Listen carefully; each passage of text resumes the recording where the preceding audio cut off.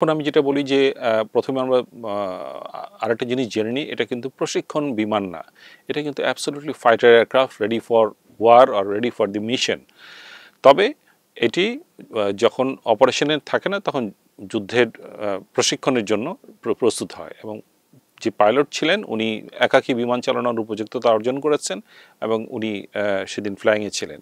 যে কোনো মিশনে যাওয়ার আগে বিমানের সক্ষমতা এবং কারিগরি দিক পুঙ্খানুপুঙ্খভাবে চেক করা হয়, এবং সেই চেক করেই সেই এয়ারক্রাফটটা ইঞ্জিনিয়াররা পাইলটের কাছে হ্যান্ড ওভার করে। পাইলট যখন ফ্লাইংয়ে যায় তখন কিন্তু সে সব ধরনের টেস্ট করে যায়।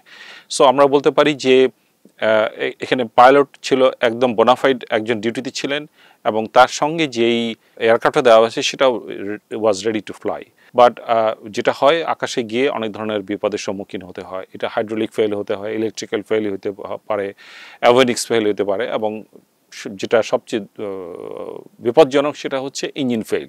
আপনি জানেন যে বিমানটা এক ইঞ্জিন বিশিষ্ট এবং এটা ফাইটার এয়ারক্রাফট। সো এইটা যদি ইঞ্জিন কাজ না করে তাহলে এয়ারক্রাফটটা জাস্ট স্টোনের মতো পড়ে যায়, কন্ট্রোল করা যায় না। তো আমি যেটুকু জানি যে এটা টেকনিক্যাল ফল্টের কারণে পাইলট চেষ্টা করছিল এটা ঘুরিয়ে এয়ারক্রাফট রানওয়ের দিকে আসার জন্য, বাট সে রানওয়ে মেক করতে পারেনি। তার আগে বিমানটা ক্র্যাশ করেছে এবং সে ইজেক্ট করে কোনো একটা বিল্ডিংয়ের ছাদের মধ্যে পড়েছে।